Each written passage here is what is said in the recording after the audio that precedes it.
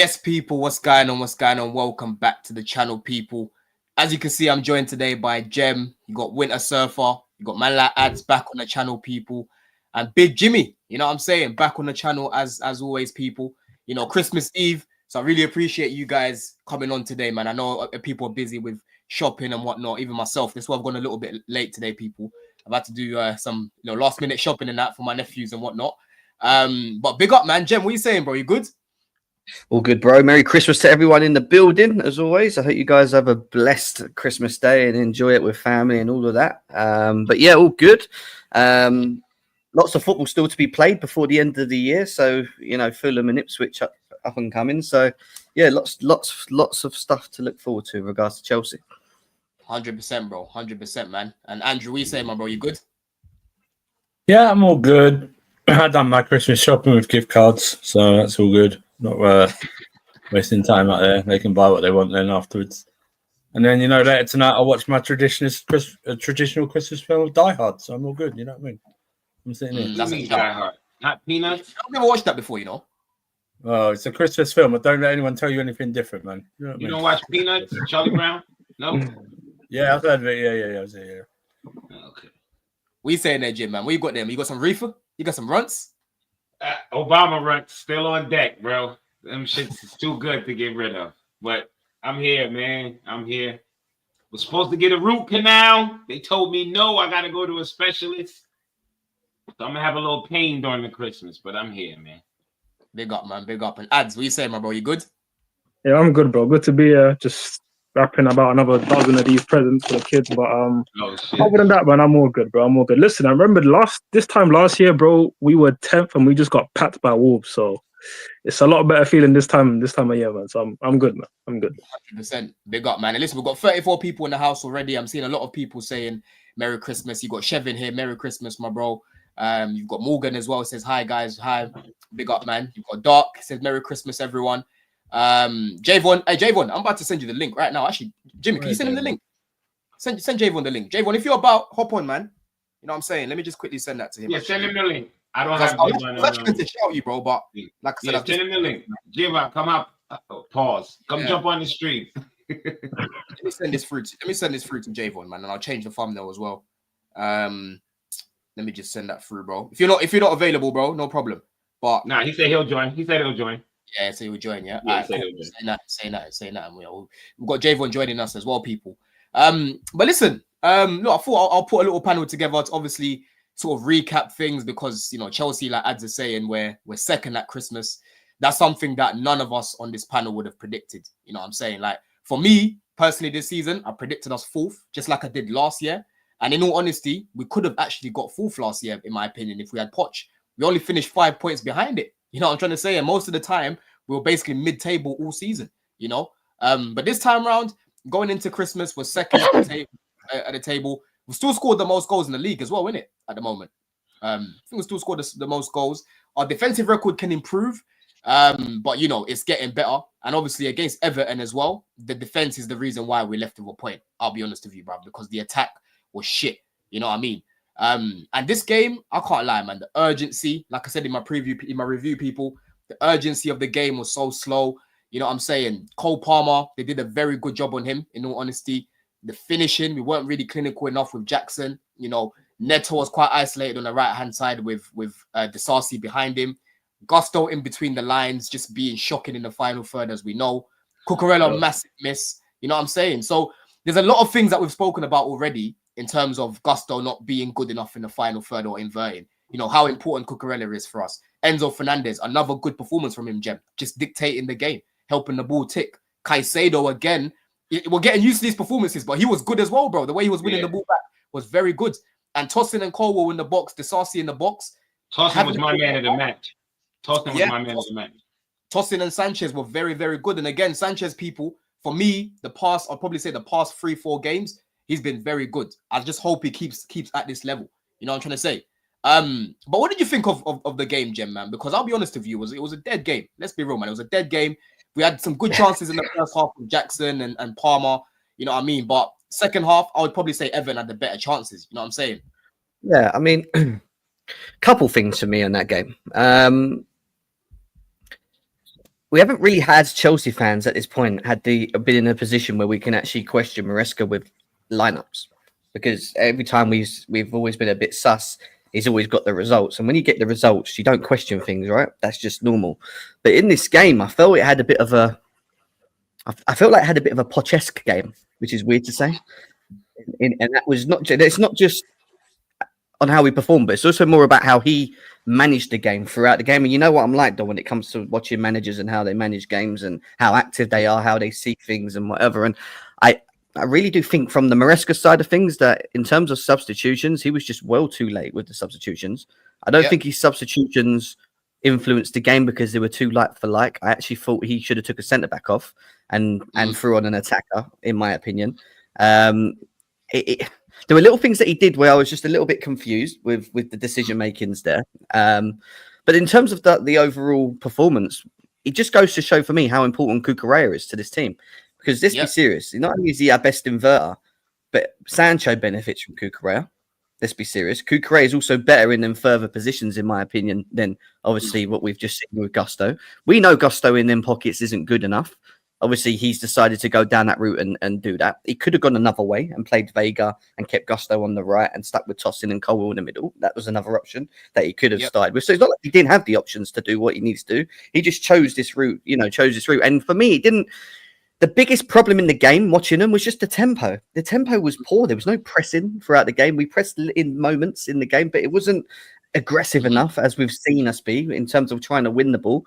Enzo Fernandez was asked to play a lot more deeper in this game as well, where he was more so sitting next to Caicedo in the first half, which, like you said earlier, I thought the midfield were fine. They had a good game, but I would have liked to see him a little bit further forward for the benefit of Sancho.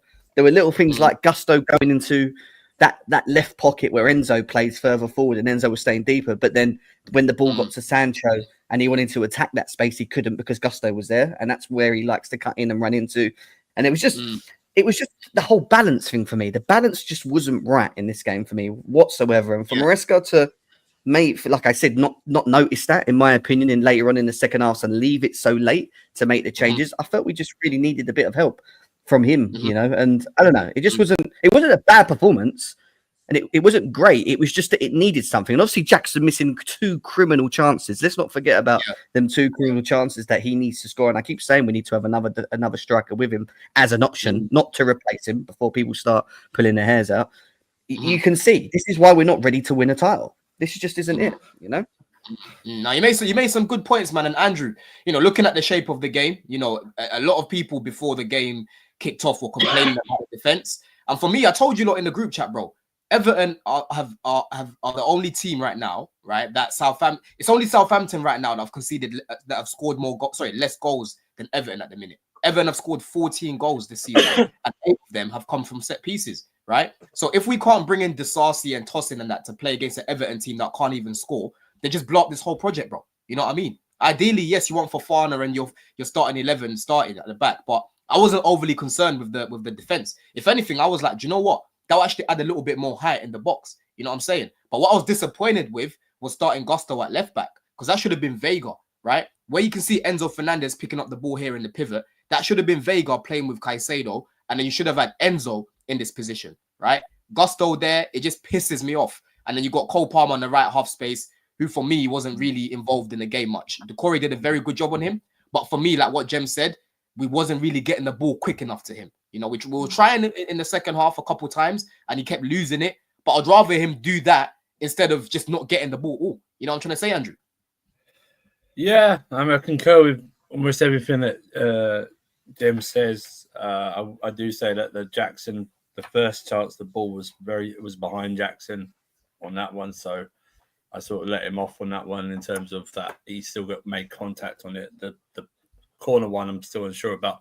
But in hindsight, we're now learning we should have had a penalty as well. So, thank you, VAR, thank you for telling us that. That really helps me. You know what's so crazy about that as well, Andrew? Yeah, because one thing about me, I hate talking about refs because, especially when your team doesn't really perform that well, because our attack was poor, right? Yeah, I hate talking about decisions like this. I didn't even talk about it in my review, but when I watched it back, and I'm seeing how a man flew into him, it was identical to what he did to Van Dijk. And that actually gave He's a dirty player. He's a really dirty player because there was another instance with Colwell in the first half where I only noticed it when they did a zoomed-in replay that after the ball had gone and Colwell was going towards the ball, this idiot comes out jumping with his knee in the air, like he was he nearly caught Colwell, and it was like, what are you doing? But back to the game, it was like, yeah, I agree with I didn't like the starting lineup. In hindsight, I didn't like the starting lineup. I didn't like the tempo. We were too slow for a team that I wouldn't even call it a low block. I call it an underground block because that's how low it was in this one.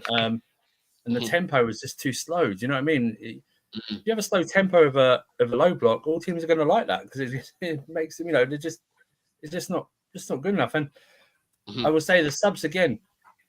I would have taken Palmer and Sancho off on against Everton. I would have moved Neto to the left. I would have brought Madueke right, and I put Felix on because he told us after the Brentford game that Nkunku's not a number 9. Yeah, he takes him off. He takes Jackson. He takes Jackson off and puts Nkunku on. So I've been telling us all season. He's been telling us all season. Yeah, he says all season. So and he did them too late. So it was the first time since the Arsenal game with the subs and the overall performance against Manchester United where I go. Man United. There's more questions of it, and I'm not like I'm not like overreacting to it. I'm not even angry. Yeah. I'm more frustrated really because. Yeah, I didn't think we were going to go up there. I've been preaching all week before. I didn't think we were going to go up there and blitz them because of our record against them. Overall, we've lost 5 out of the last 7 trips now to there. So I didn't think we were going to go up there and blitz them. But I thought some of the choices, and he didn't use all of his bench either. I keep noticing that he doesn't use all of him. He doesn't use all the options. Like someone said, I would have put Gusto at right back. I would have put in the subs afterwards. After about 60 minutes, I would have put Gusto back to right back, bring Vega on. Because like you said, what it does is, with Cucurella not there, put Vega on, even if you want to invert him, pushes Enzo a bit further up more as well for support and stuff like that. And we didn't do anything in the second half. We're not this is mad that Pickford against Arsenal and Chelsea is not even Everton's man of the match. That's utter madness. Do you know what I mean? It's utter madness that he's not even man of the match. I can't even remember a single shot on goal from us in the second half, like a good one. I think Enzo had a shot, but it was like it just went straight to him. And that's what I mean. It wasn't. We didn't do anything, and the draws have obviously taken out the penalty that we should have got. The draw overall is a fair result, right?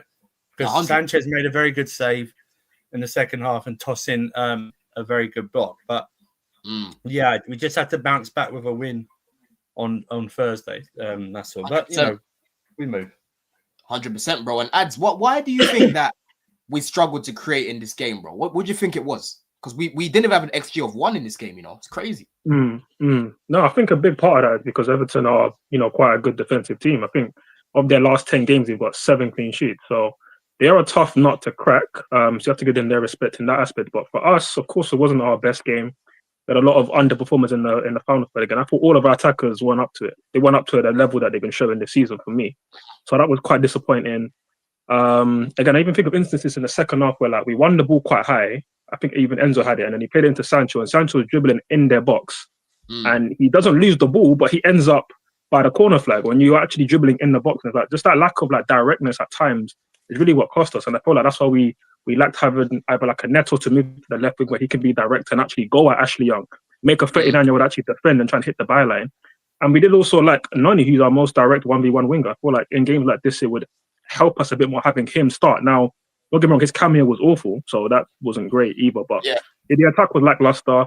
Like people have been saying, Palmer had a bad game. Again, his second game up at Merseyside, and he's poor. And for me, what I really dislike about his management of Maresca's management of Palmer this season is that when Palmer's stinking out the gaff, please take him off. You don't need to keep him on. He's not prime Eden Hazard. He's not prime Frank Lampard or Drogba. He's a great player. He's our best player right now. But he's not built enough cachet for me that he cannot be taken off the pitch no matter what. I mean, that should not be the case. I feel like you can either maybe move him to the right wing and bring in Felix at 10 or bring in Nkunku as a 10 because Nkunku is a number 10. But again, these things we did not want to try. Again, like mentioned before, Neto left wing, we didn't want to try that either. So very disappointed with that. And again, the constant use of Gusto in that sort of half space as a 10, we know it doesn't work. We know it doesn't work. And it's just disappointing that Maresca weeks ago mentioned the fact that I like the idea of Palmer and Felix both as a 10, both in the 10 role. And other than Leicester away and Southampton away, two promoted teams, we've not seen it. So, like, if you're going to mention things like that, and then we're in a time of need against Everton, who are in a low block, do something different. And we didn't do that. So it's 2 point drop. But what I will just say in a positive aspect is that we are 15 unbeaten. And other than losing to Arsenal, Liverpool, and City in this calendar year, and obviously Wolves when we got battered, we don't really lose many games. So this is a team that's really hard to beat, and we're in a pretty decent run of form. So we just need to keep it going and start getting those wins going again. When you said lose to Arsenal, do you mean last season? Yeah, so this calendar year, I think, we had a really tough start to the calendar year with Poch again. I'm not even trying to remember that time too tough, but after Wolves beat us at home, only the top 3 teams will beat us. So, like, we're not losing really to anybody else in the league, which is quite good. We just got to keep the wins going again after this draw. 100%, bro. We've been a top 4 team now for about a year. You know what I mean? Like, the points accumulated goes to show that we've got a lot of points, bro. We've been in top 4 comfortably now for about a year. And Jim, Diego, big up Diego, makes a good comment here as well. Speaking about the attack, he says the biggest problem is our wingers had no help. Gusto as a left 8 offers nothing. Disasi on the right offers nothing. Facts. Our wingers were isolated constantly going 1 versus 3 every time with no help, right? And that's something that I noticed as well. Like, Sancho's getting on the ball. He actually had 6 completed take-ons in the game, but he's taking on a man and there's no one there to help him, right? You've got Neto trying to take on a man. It's working here and there, but then Disasi doesn't even go past the halfway line when he's playing. I don't think you can expect him to either. I don't think you can expect Disasi to do that. He's not. That's not his game. That's on the manager. Yeah, but that's on the manager. Yeah, 100%. That's on the manager. Yeah, that's facts. I'm not looking at Disasi for that. I'm looking at the manager. No, that's what I'm saying. Anyone in the chat, do not expect Disasi to like overlap or underlap. This is not his game. Do you know what I mean? He's like literally a centre back. Exactly, bro. That right hand side is basically just dead when we've got. I felt so sorry for Neto, man. Neto. I felt so sorry for him during this game. He was like isolated. It was like he was like a lone man in a Siberian winter. Do you know what I mean? He was just up there. It was just nothing there. It was 2-on-1 most of the time, and to be fair to him, he won a couple free kicks from getting out of it somehow. To be fair, but he should have gone to the left. He was isolated. Yeah, that's what I'm saying. So, what did you think of the wingers' performance? Like, would you say that it was more Maresca that was up fault, or do you think that the wingers have done enough individually? Would you say? You asking me? Yeah, Jim. Yeah. Oh, well, I kind of see the game different. Like, I had no problem with the lineup. I just had a problem with the speed of the ball, the ball movement.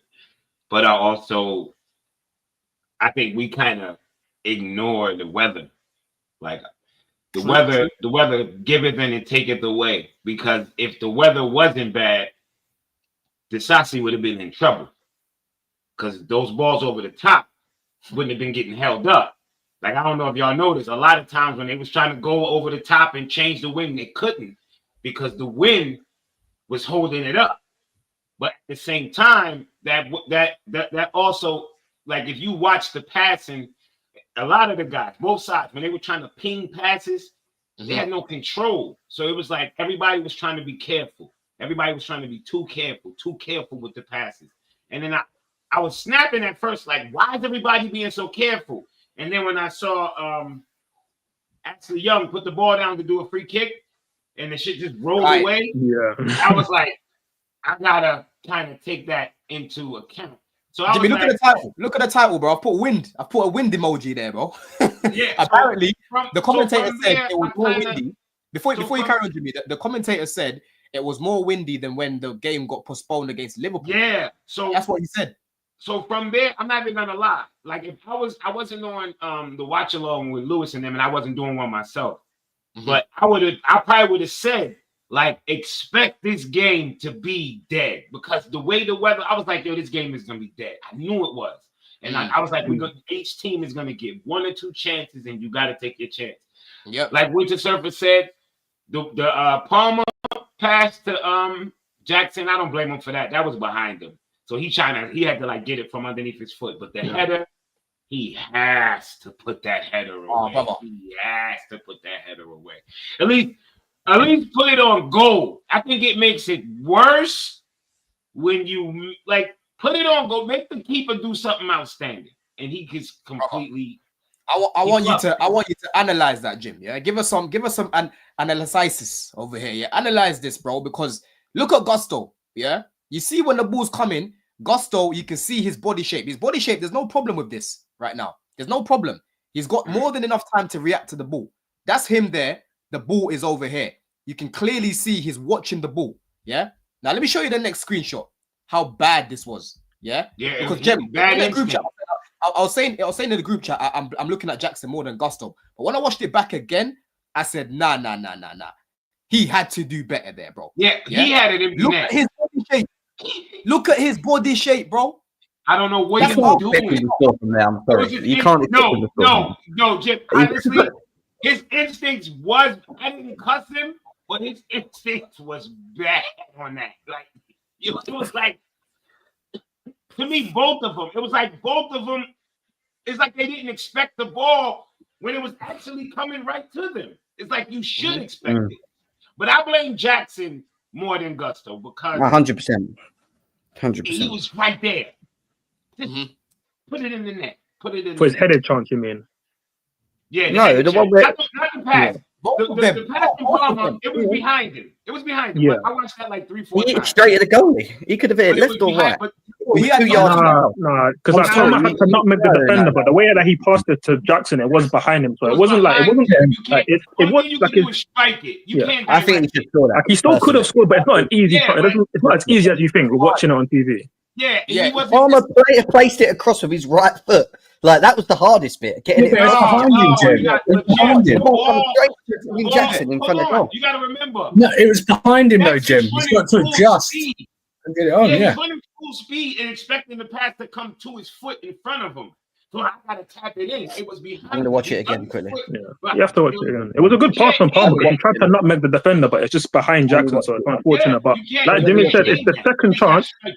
If the second chance, the header from the corner, that's criminal. Like that's where you look at it and it's like you just want a natural old-fashioned number 9 to put that in the back of the net, and that changes the game because this could be a 0-0 game. This could be a 3-0 game if we just score early and then we're able to capitalize. And I keep saying it, Jim. Like in the group, I said it many a time where we just need a different kind of striker because you look at all our rivals, even across Europe, they all have a natural number 9. They all have like a typical type of number 9 where they're 6'2" plus. They're good in the air. We don't have that. Like I even said it last season. I said even have to kind of like a job, but get a Chris Wood and look what he's doing now this season. He's actually banging goals in the Prem, and like we don't have that profile. Again, City have their Haaland. I don't like Havertz by any means, but at least him in the air, he offers something. Last 50 minutes of games, we're bringing on Nkunku to do nothing. So it's the big hole in the thing that we need to address sooner or later.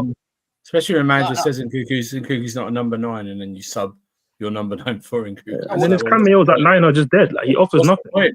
What's the point? Just keep Jackson on for the 90 minutes. You need to breastfeed him a chance in the box, and then you will see his good finishing. But other than that, he's not giving you anything against Everton's low block. 100%, bro. And big up Javon for joining us as well, yeah. And listen, this chance here was diabolical, right? Because obviously we know Gusto's not an attacker. We know he hasn't got that IQ that someone like a Kudus arriving late would have there. Because I don't know if you guys have seen Kudus' goal this weekend, yeah, against Brighton. It reminded me of this situation.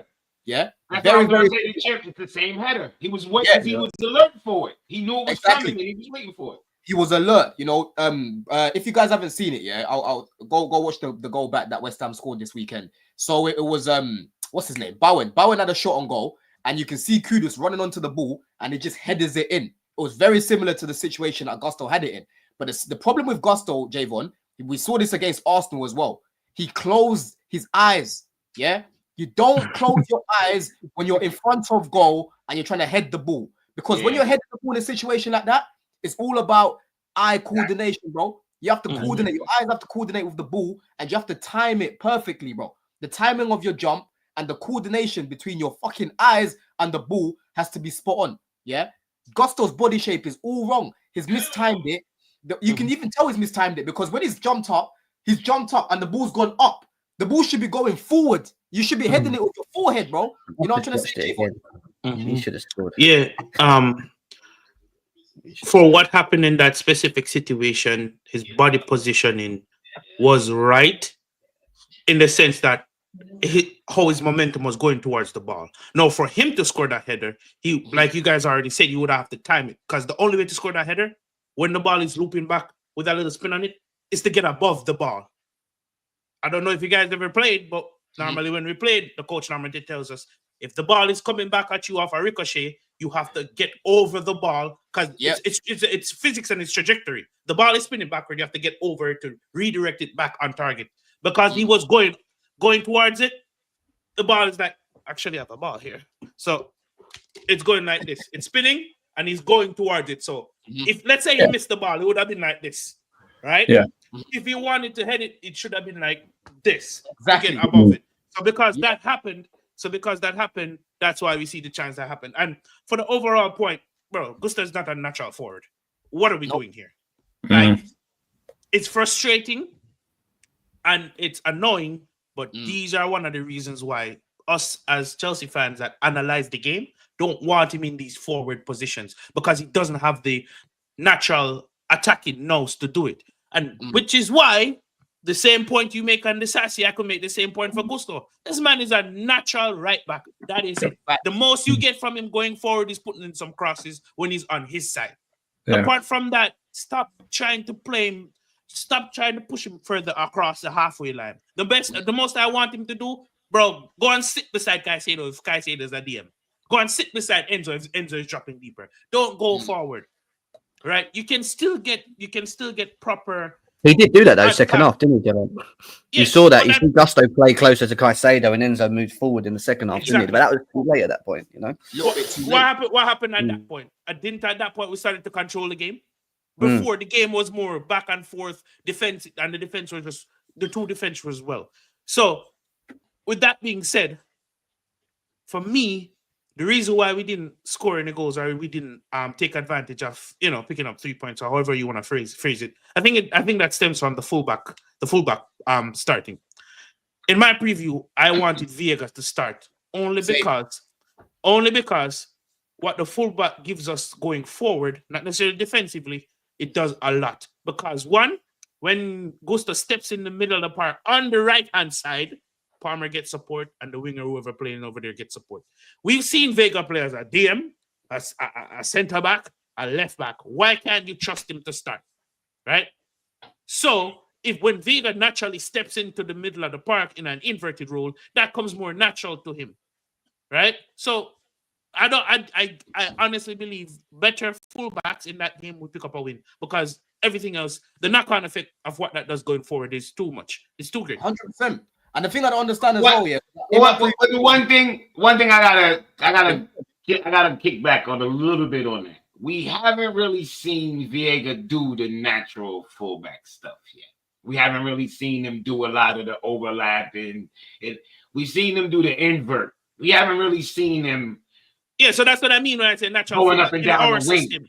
That invert. We've seen him invert. So that's what I'm saying. Yeah. Replace him in Cucurella. Don't ask him to overlap. Because remember, when he steps in the middle of the park, Sanchez still gets support from Enzo on that side. So but my thing was, if we replace Viega with Gusto, Viega's going to end up in those spots where Gusto was. He's not much of an attacker neither. He actually wouldn't though, because Vega wouldn't have played left 10. Vega would have played sort of left DM, which allowed Enzo to push high up the pitch. That's what I'm saying. Have Enzo in those natural attacking positions, and the DM and the left back steps into the DM position. Yeah, but that's kind of what we were doing. It was. But that's what would have happened, Jim. Look at it this way. Here's what I used to counteract that. The couple of games where we were bopping teams and bopping them off the park, that's the exact same setup we had with Cucurella.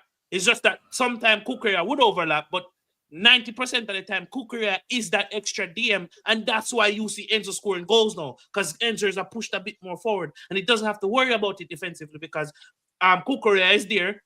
A mini Caicedo, if you will, because he's doing what Caicedo's doing to a slightly lesser extent. So you have those natural attacking options in those forward positions. But I hear your point. He hasn't really trusted Vega in these games. But I'm like, it's Everton. He's physical. Just give it a shot. And early enough, you can suss it because the one thing we can say is that as much as we might not like it or whatever, he has won games with Gusto doing what he did. Yeah. Like, so I'm not saying what he did was correct. because hindsight's 20/20, but he has won doing that, so I understand But why. it affects. It does affect. The truth is, it does affect our balance going forward with the attack. So we're moaning about the attack not playing like it hasn't done, and it's there's what I mean. negatives to it. There's There's negatives to it. There's negatives to it, but I understand him trying, going. I'm trying to think why, why would he do it? Like that's the mindset I'm thinking, like, because I know, because I wasn't aware of it, but somebody was like, a lot of people wanted Viega to play left back. I had never thought, I didn't think about that before the game. So now that all of the people that thought I think about with Gusto, it's legs. that.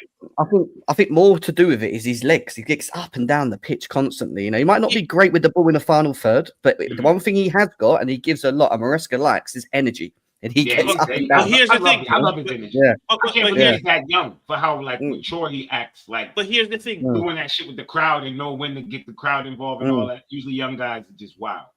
Yeah, Gusto can have that, but you have to control it. Because you know what this takes me back to? This takes me back to, I don't know if you guys know my content, but I hate United with a passion. So in that United game, when I saw Gusto doing all of them fuckery, right? It burned to my soul. So it gave me flashbacks of that. And then I remember how that is so detrimental to the attack, because then Palmer gets shifting, or Palmer doesn't get to link up with his whoever's on that left, on that right hand side. So that controlled energy, that energy you're talking about, just utilize that as a DM then. I agree. You have all that running power, utilize that as a DM. That's what we saw Kukurea did until he started bombing forward and getting assists and goals. But that's what Kukurea did. He had a lot of energy. He knows tactically when to step in. He knows when to stay out wide. So just have him do that.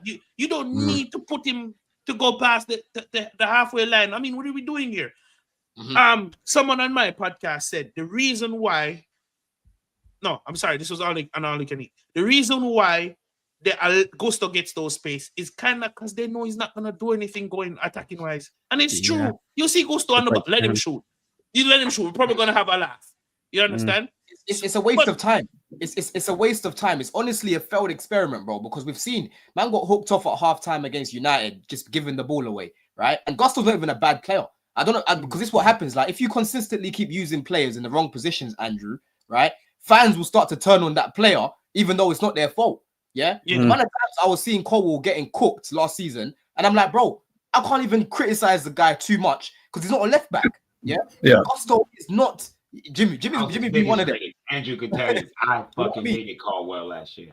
And it was Pochettino's fault. Yeah, it was all Poch stats, but fuck. Yeah, it was Poch stats. There's only so much criticism I can give a player when he's being used wrong. You know what I mean? There's only so much blame a player can get, Andrew. You know what I'm saying? Yeah, which is why I said, like, you can go, okay, you started with him, but it wasn't working. So change it earlier. Do you know what I mean?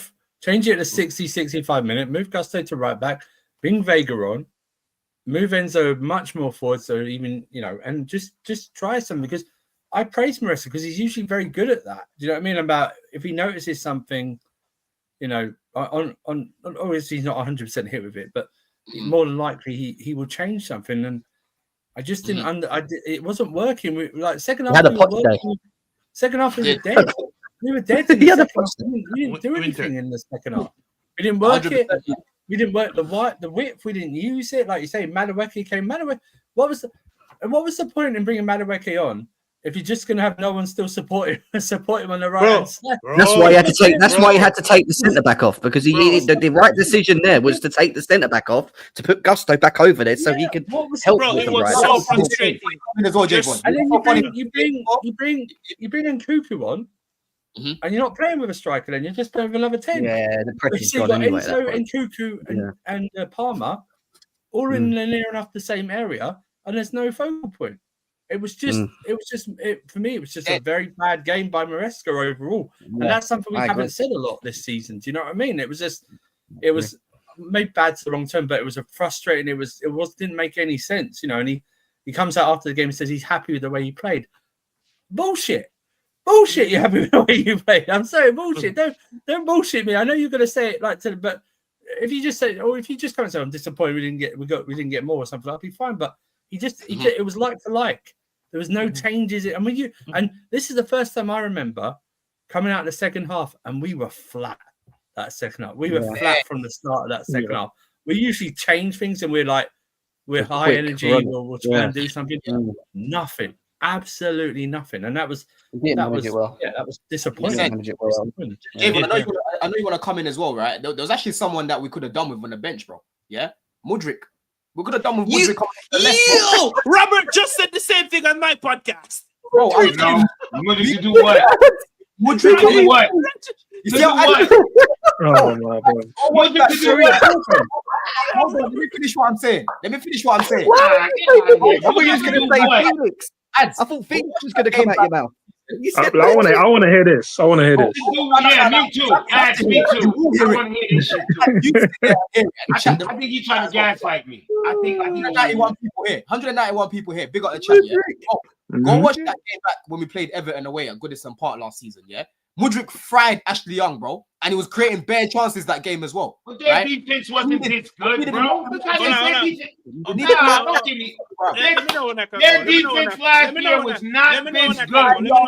Their defense last year was not this good. Let him cook. I said let him cook. What? It would have won up water, brother. Don't give Mudryk nothing. Let him land. One at a time. It pisses the viewers off here. One at a time, people. Listen, the point I'm making, yeah, whether people rate Mudryk or not, the facts are there, bro. Go watch last season games back here at Everton at Goodison Park. He played very well against Ashley Young, and he created some good chances for us in that game as well. That loss was not on him, bro. Yeah, I'm pretty sure we conceded a set piece in that game. The Corey, I think he scored a header or whatever. You know what I mean? But just having him on the bench, just what I'm saying to you. Him going has weakened our squad. Right, it's weakened our squad, bro. I'll be real with you, yeah. Because Tyree George right now is not going to be trusted. He's not going to be trusted like him, bro. You know what I'm saying? So whether people like it or not, he would have been a good option to have in this game. I can't lie, bro. Listen, I can't lie. I can't lie. We're doing too much here. We're doing too much. It's like having like a buffet table, and you take like one little hash brown off a plate, and you're saying, "Oh, my platter's like it's weaker." But you got a whole buffet on your plate, bro. What's one little hash brown got to do with it? Let me put a question, Don. Hang on, Don. I've got a question. How do we know that Mudryk performance wasn't PED stuff on it? How do we know? You just put Neto on the left because that's the same thing. That's the point right there. That's the point right there. It's not the same thing because Neto is not a left winger. He's not a left winger. Let me know. No. Hold on, Javon. Go on, Javon. Hold on. Listen, if you're going to come with me with the conversation that, hey, Ashley Young is an older fellow, an older gentleman, wearing his gentleman steppers to church at night, and you want to put some youth over there and put some speed over there. Can we not all agree that Pedro Neto is faster than Jadon Sancho? All I'm saying, hear me out. As crazy as this might sound, why don't you play the two wingers that can easily play on both sides and try and switch for 5 minutes to see if anyone gets any change? Not even that, bro.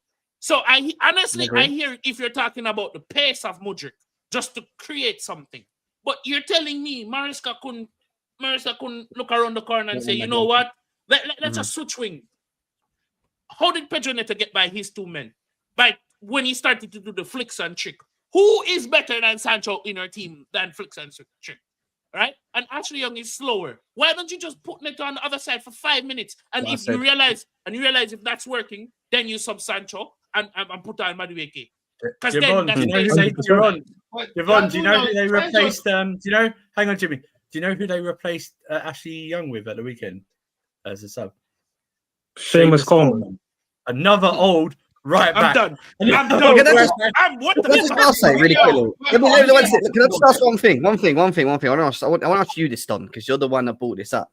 Yeah. Are you saying that if Mudryk was available against Everton on a couple of days ago, that he would have changed the game? You think he would have been the game changer and we would have won that game? I think potentially, bro. We were struggling to create. We were struggling to break them down, right? Last season, like I said, go watch that game back here. He created some good chances for us against Everton, right? Even when we played them at home. Actually, no, it was away. He was creating some good chances, yeah? And off the bench this season, we've already seen, bro. We came on against Forest. He created a very good chance for Nkuku. Nkuku missed it, the header. He came on against Palace. He created a very good chance for Jackson off the bench. Again, Jackson didn't do anything with it. How many conversations have we had about Neto looking better on the right than on the left? Yeah. Now, like I'm saying to you, I'm not saying Mudryk, if he was there, would have won the game. I'm not saying that. I'm saying he could have potentially helped us change the game because he brings a skill set that not many people that were playing have, bro. Yeah, no, but I completely agree with that. Like, but let me just land this point, right? Because for me, I agree with everything that you just said there. Like, obviously, don't get this hate. I don't get it. Yeah, no, but like, I mean, I have reason to hate Mudryk, but I'm not trying to bring it from here. I'm trying to be objective here, right? But like for me, I agree with everything you just said there. Yes, he has a skill set different to some of the other players that we have in the team, but at the same time, while he could have impacted the game, we still had options there. It's not like we have just slow wingers. So like, okay, we can't change Jada for somebody faster. We have Neto right there on the right. We could have switched. And start of the season, when Noni was in great form, our starting left winger before Jaden came into the club, it was Neto. The manager trusted Neto at left wing above Mudryk. I'm not even here to say that Neto's best position is left wing, but can he do a job there? Absolutely. Can he be direct and hit the byline? Oh. Absolutely. Somebody as dead as Martinelli, who isn't a right winger, they moved him to right wing because Saka got injured, and you saw him be a little bit more effective because his game was simple: knock it and run down the line and hit crosses in. And Neto can do that at a way higher level. Bro, there's so much. Do you like Neto better? Do you like Neto on the left, bro? Can I ask you a question? Do you like Neto in that game? I would have absolutely brought Neto on the left, and then you have a certified right winger and Noni you could have brought off the bench. Hold on. Hold on, Jake. Before you come in, he's not answering the question. Do you like Neto left wing, bro? Yes or no? Do I like him? I don't mind him left wing. He's better right wing, but I don't mind him left wing. There we go then. You're saying he's better right wing. This is what I said to you before in the group chat, right? Mudryk not being there has weakened our squad because now we're moving people around, we're putting them in positions where they should. But that's very dramatic. That's very dramatic. That's a bit too much, though. It's taken away an option, but it's not weakened us dramatically. Hold on. Let's take a step back here. Hold on. Let's take a step back there. No. That's a howler, God. That's a fucking howler. I know exactly what he's doing right now. It's funny, but I like it. I think everyone here can agree. I think everyone can agree on this point, even the chat. Dan, you're doing too much. Simply because we're not asking this man to play left wing for the next 7 games, bad man. We're asking for a 5-10 minute spell to see if what's currently not working, if you switch both wingers that can play each side equally as good, just switch him to see if you can get something out of him. Bad man, 5 minutes? Yeah, but you're asking this question. Fuck, you're telling me you can go on Neto couldn't go on the other wing to get something or try something for 5 minutes, bad man? But how about this? How about Javon? How about this here, Javon? How about we have a natural left winger and Neto staying on the right? How about that? But nothing's wrong with that. But we didn't have that option, Dan. And to tell you what, why have we not got that option? Because he took drugs. Because he took Eldonium. That's why we don't have the option. Hold on. Taking drugs. Whether you like it or not, Maresca was starting to trust this guy off the bench. And like I've said, yes. Hold on. I've literally given you lot examples of him coming off the bench and actually being an impactful sub. I remember the game against Palace, bro. Neto started left wing, and Neto was useless the whole game. How can Mudryk come on and do more than what Neto did the whole game in like 5 minutes, bro? You know what I'm saying? Right. And then Neto was great against Arsenal and Newcastle on the left. Exactly. Yeah. But with Mudryk, it's not consistent. A couple of good cameos doesn't change the fact that for the best part of 2 years, he's been quite poor. What do you mean he was starting to trust him? My point has nothing to do with that. My point is simple. This is what people do, yeah? This is what people do. Because as is now talking about the past 2-3 years, bro, that's a different conversation. We know Mudryk has been a flop, right?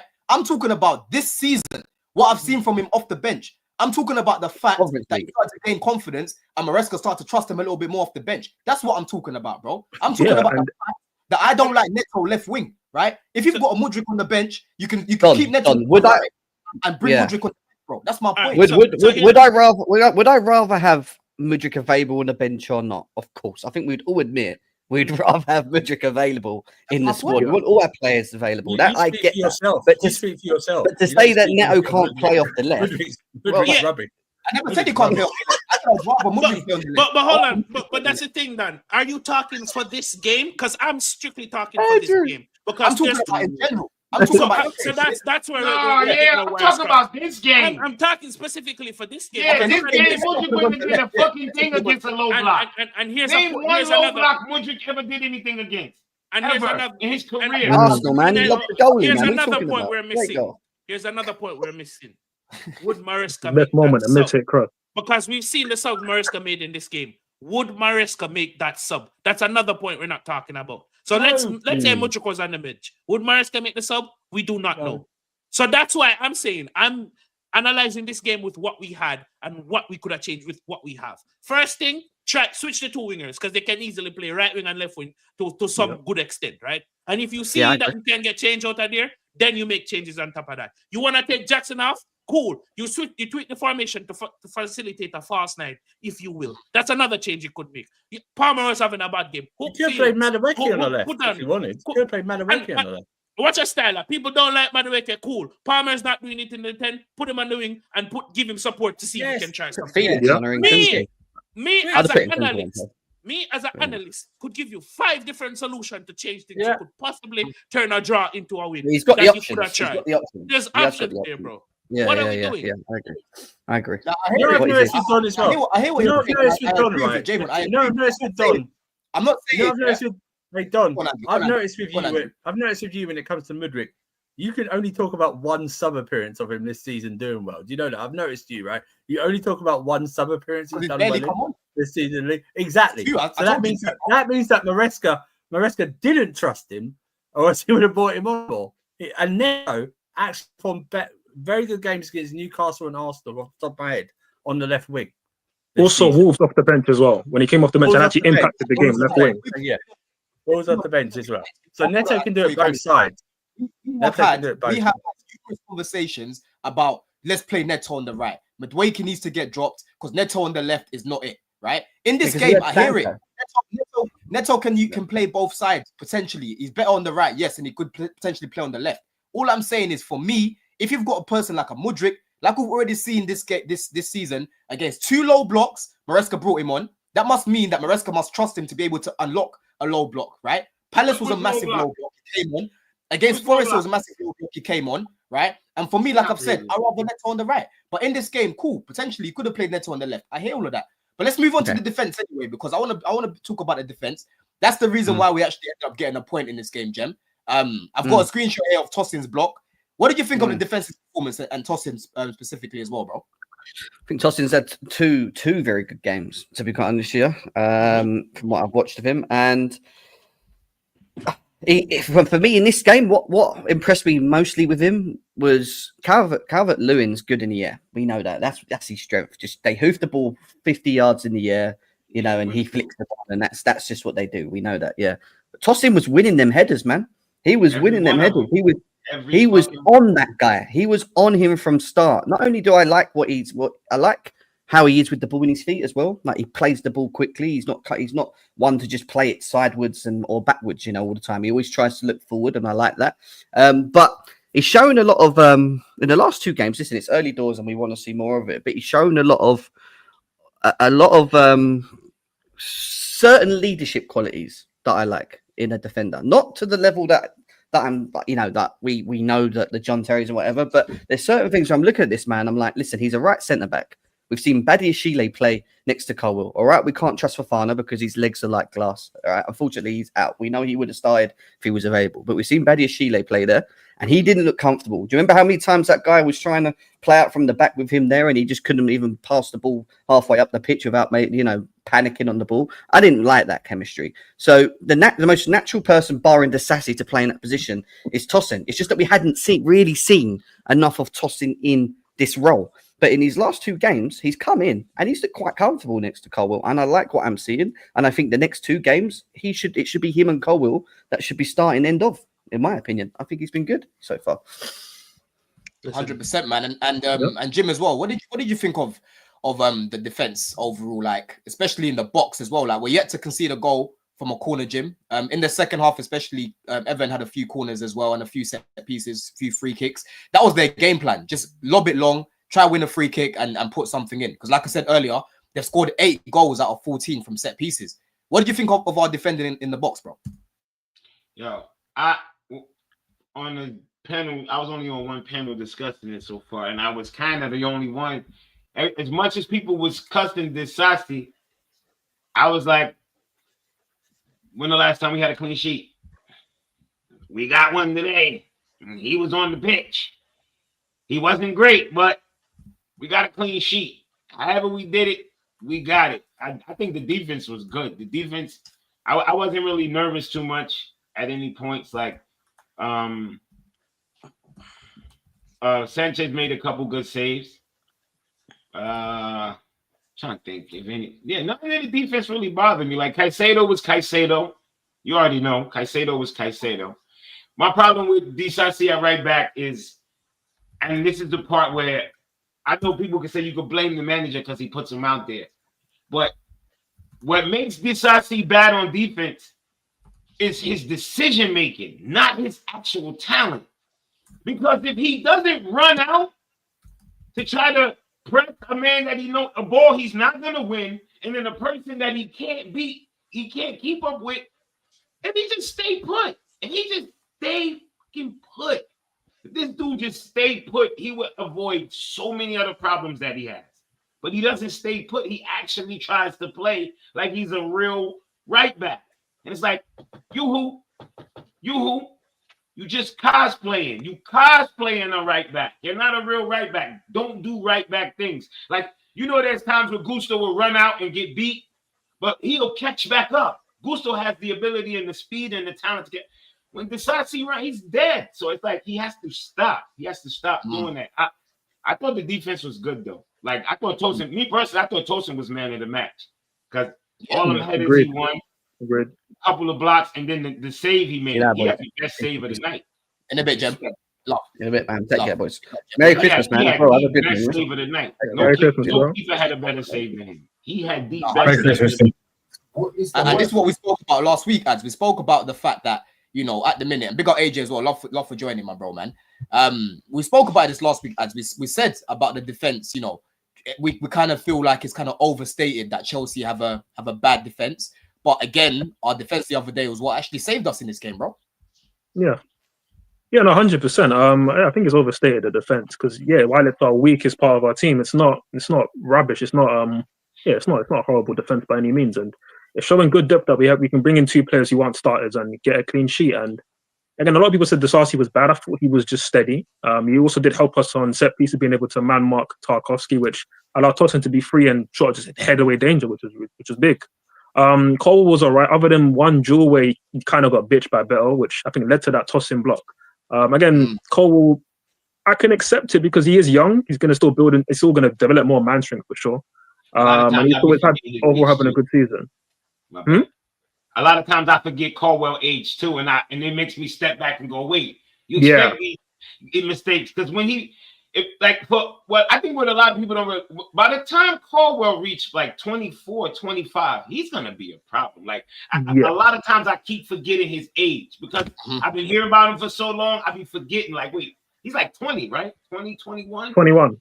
Yeah, he's still I'm like, he's still literally. Yeah, he's a baby. Like, yeah, he's still a baby. So like, so. a lot of times I judge him real harsh, but I realize I'm judging him on a high scale. He did play pretty decent too. He 100%. And even for me, like against Sanchez, I think Sanchez, it was a rare night where he didn't give me one Boza moment where like I just had like my heart just stopped beating for 1 second. Because even against Brentford, while he was amazing against Brentford, there was one moment in the first half where the ball passed back to him and he just lets it roll under his foot. And I'm like, brother, please, just not today, bro. But Everton, he was on job.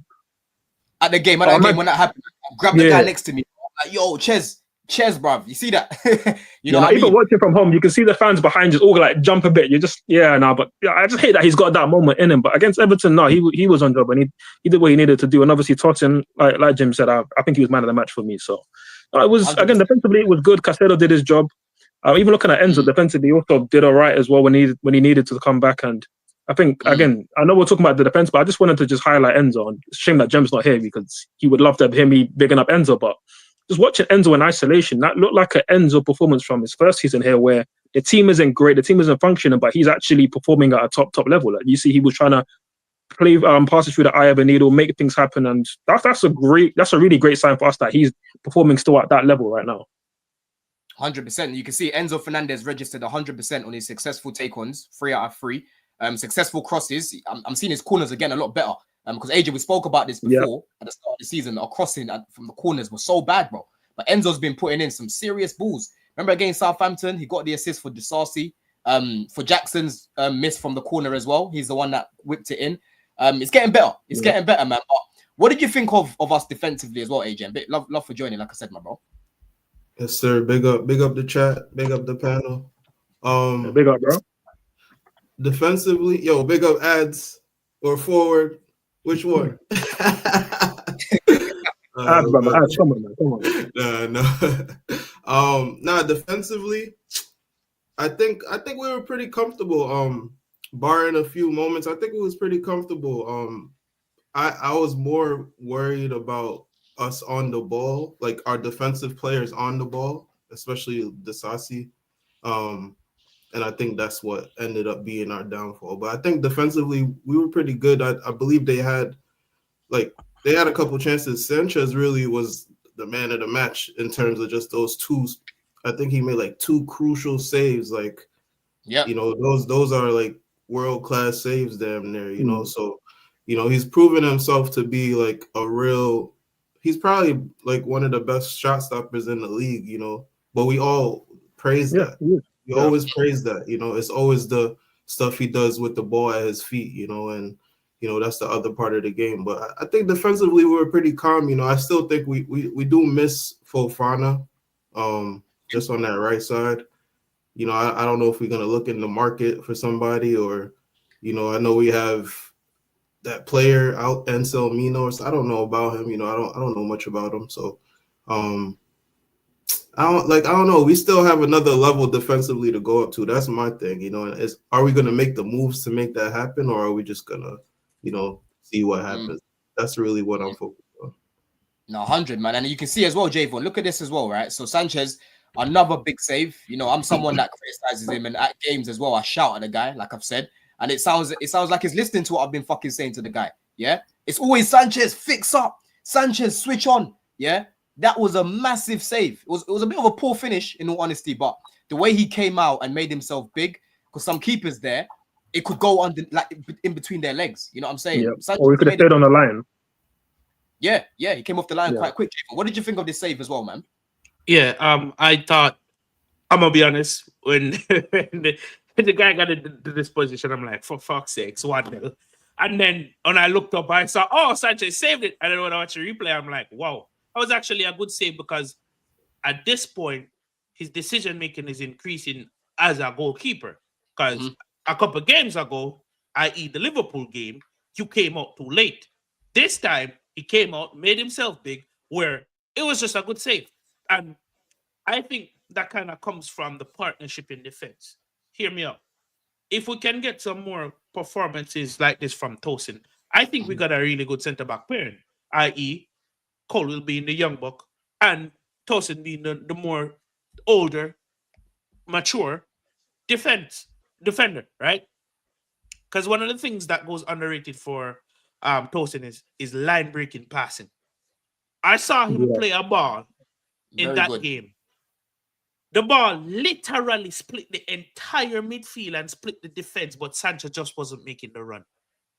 It cut through the entire defense. So, and not to mention the line breaking, the last minute stops, and the conversation he's having with Robert Sanchez. I know you were in the crowd, but I saw clips from the last game where he's talking to Sanchez, where he's talking to Colwill, where he's moving them around. If we can get Tosin, to perform at a consistent level, I think we have a good partnership on our hands. And when Fofana comes back, it's not necessarily a walk in the park to get back into the team. And what that does is it gives your keeper confidence as well. I'm just saying, I want to see this defense. We picked up a clean sheet. I want to see this defense with Kukurea back in the mix and Gusto in his natural position. We could be cooking something. Believe it or not. 100%. Andrew, what about you, bro? Are you starting to get a little bit more, are you starting to trust Sanchez a little bit more? Or for you, is it one of them ones where you still want him gone, bro? I've always said that I think apart from Sanchez, I think in these games that we are favoured in, I think he will make mistakes and we get away with them. It's always the bigger games where he's cost us points, like again, away at United, away at Liverpool, home to Arsenal. Even the Tottenham game, I thought he was rubbish in the Tottenham game because he kept giving the ball. He gave away the ball a couple of times. I know he made a couple of saves, but Yeah, last 3 games he's played very well. He played more than well. He would need to play well to the end of the season, like with hardly any mistakes for me to boost my confidence in him.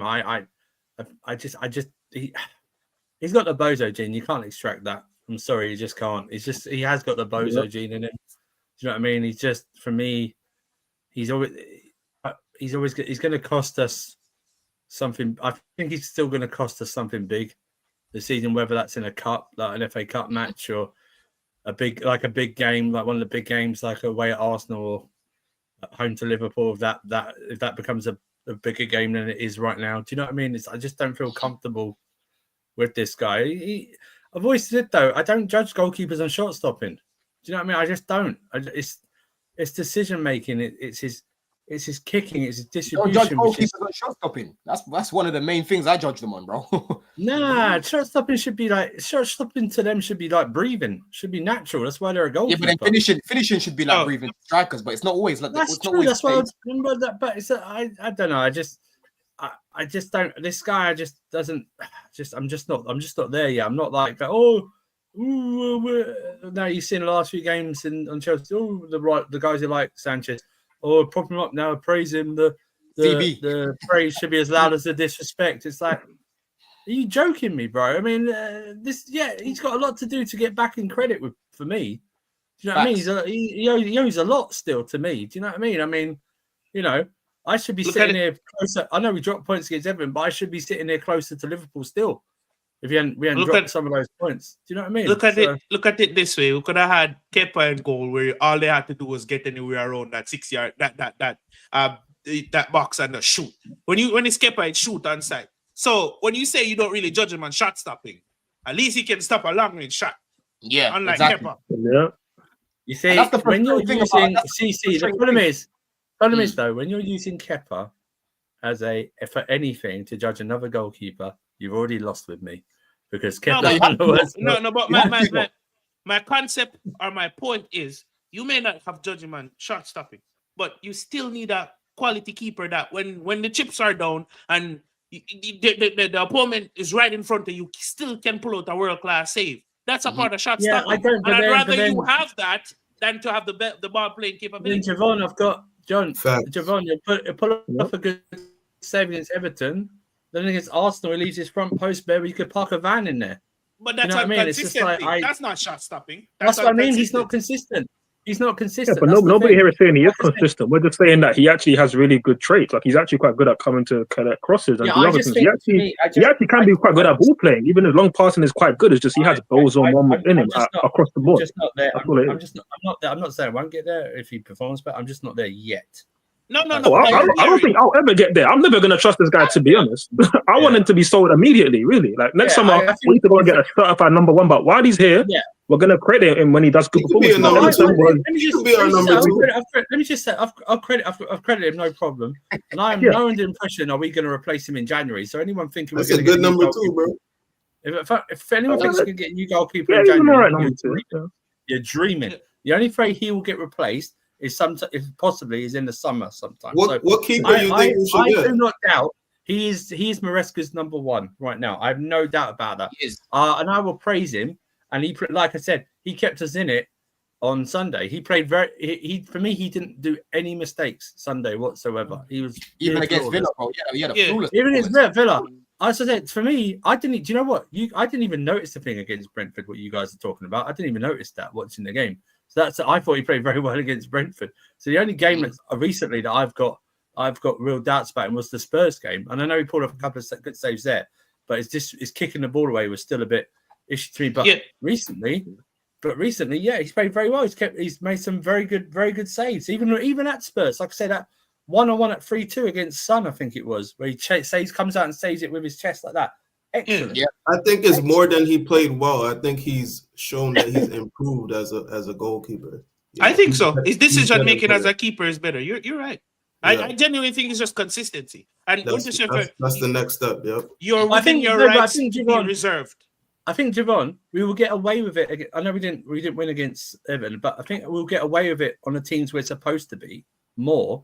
For me, it's the he's as always up against the bigger teams. Your senses have to be heightened to a higher degree, right? I just need, because we can all agree he has cost us in those big games more than little ones, and that's where there are fine details that will cause that will judge him on. Those are the ones. He's starting to save us as many games as he's cost us now. Yeah, and here's the thing. Something I really noticed, and I don't know if you picked up on it, guys. Do you realize we're not playing out from the back as strict as we once were? I think Maresca kind of clocked it, because there's times where I'm on the ball and I'm like, please don't play. I've noticed that since I see that man booted. I've seen that. I'm like, since the Leicester game. Since the Leicester game, I've noticed, especially in second half, we hardly passed back to the goalkeeper because we've been more in control, especially like second half. And you're right. Sanchez then becomes a non-factor because we're so in control of the game. He doesn't need to pop up and help or anything like that. So I agree. And like I said, Sunday, excellent performance from him Sunday. Excellent performance. 100%, man. Yeah, like I said, for me, Sanchez is so frustrating because he has all the attributes I love in goalkeepers, bro. Yeah, he's tall. He's not a bad shot stopper. Like Ads has said already, cross collection, he's very good at it as well. That's one thing that I've noticed about him.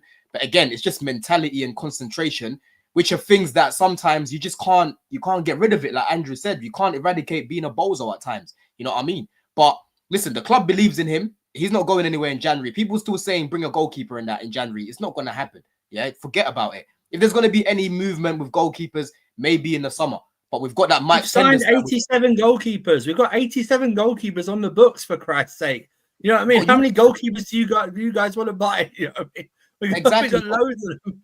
You know what I'm saying? And I know I can see a lot of people talking about Gil and Nkuku. Listen, that's going to be a stream in itself because I've actually got to go barbers people. And I don't want to keep these guys too long as well because obviously it's Christmas Eve here. But we'll talk about that on the next stream that I'll do.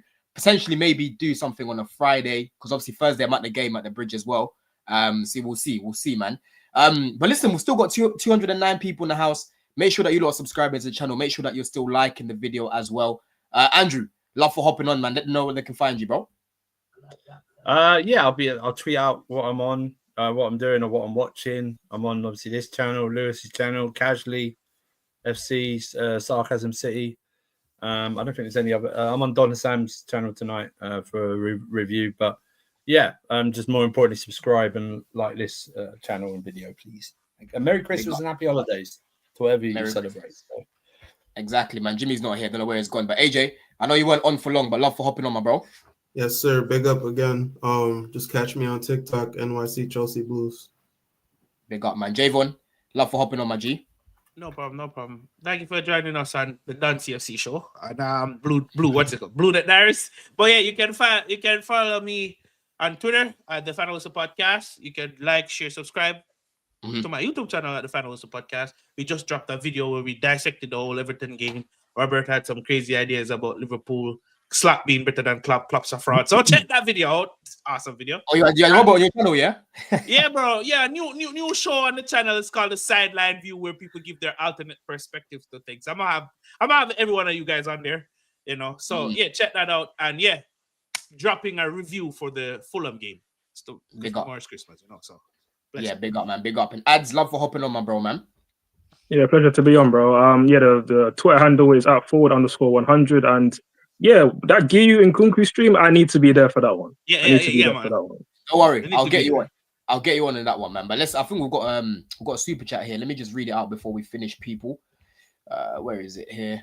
Okay, so got Volty says, big up to the panel, Merry Christmas, man, and love for the donation as well. And I started this one earlier as well. He said, nah, Don, how can you say he closed his eyes? Bro, go watch that chance that he had against Arsenal again. I promise you, Gusto closed his eyes before he headed the ball. I'm showing you, bro. He closed his eyes. That's a common thing, though. That's a common thing. People but you close your eyes on impact, not like the ball's coming and we close it and then. No, you're not supposed to close your eyes. You're not supposed to close your eyes. Yeah, but it's a natural instinct on impact, which I can understand. But if you're watching the ball and then you just close it when it's still like coming towards you, what is that? No. People at the elite level don't close their eyes when you're training to head a ball. They train that out of you when you're training to head a ball. What are we doing here? People at the 100%, elite level don't 100%. close But their like eyes, someone bro. like Gusto at right back, I can excuse him closing his eyes on impact because he doesn't head the ball 20 times a game like maybe strikers or centre backs. But at Premier League level, of course, why are you closing your eyes when you're trying to watch the ball come towards you and then go? Let me not even get into it again because it was a madness.